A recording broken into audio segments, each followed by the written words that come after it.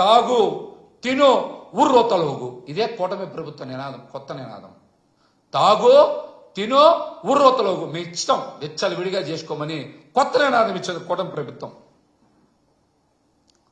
బరుల దగ్గర కూటమి నాయకులు బరి తెగించి ఇష్టానుసారం ఎవరి మీద పడితే వాళ్ళ మీద దాడి చేసి ఆఖరికి పోలీస్ శాఖ వాళ్ళని కూడా కొట్టేటువంటి పరిస్థితి వచ్చింది. అంత బరి తెగించారు ఈసారి అంత బరి తెగించారు. సరదాని కాస్త వ్యసనంగా మార్చేసినటువంటి పరిస్థితి. సంక్రాంతి ఈసారి కూటమి ప్రభుత్వం ఒక ఆర్గనైజ్డ్ క్రైమ్ గా మార్చింది. ఈసారి వందల వేల కోట్ల రూపాయలు చేతులు మారాయి.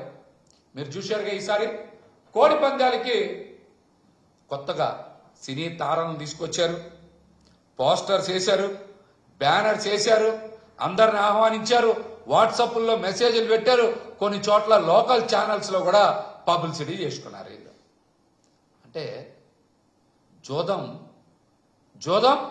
ఈ రోజున కూటమి ప్రభుత్వంలో చట్టపరంగా ఆడుకోవచ్చు అనేలాగా అనధికారికంగా అనుమతులు అనిపిస్తోంది.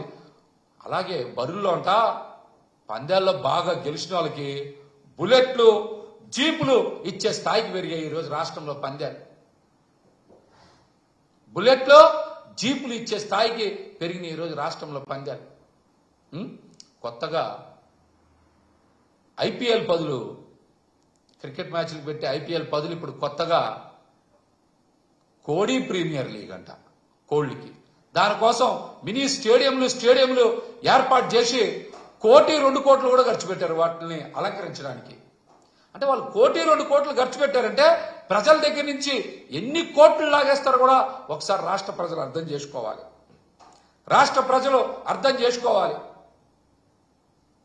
దీంతో పాటు మనం చూస్తే ప్రాచీన కాలంలో రోమన్స్ చూస్తుంటాం, పెద్ద పెద్ద మైదానాలు ఏర్పాటు చేసి అక్కడ ప్రజలెవరు కూడా పనిచేయబాగండి, మీరందరూ వచ్చి రోజు వ్యసనాలు విందు వినోదాల్లో తేలియాడండి అని గతంలో చూసాం మనం ప్రాచీన రోమన్ చరిత్రలో. ఈ రోజున చంద్రబాబు గారు, పవన్ కళ్యాణ్ గారు పాలన అట్లాగే ఉంది. ఎక్కడ పడితే అక్కడ రాష్ట్రం మొత్తం కూడా ఏం చేశారు? బరులు ఏర్పాటు చేశారు. పేకాట, గుండాట, మద్యం ఇష్టానుసారం అమ్మకాలు, అశ్లీల నృత్యాలు. అంటే ప్రజలకి మీరు ఏం చెప్తా ఉన్నారు?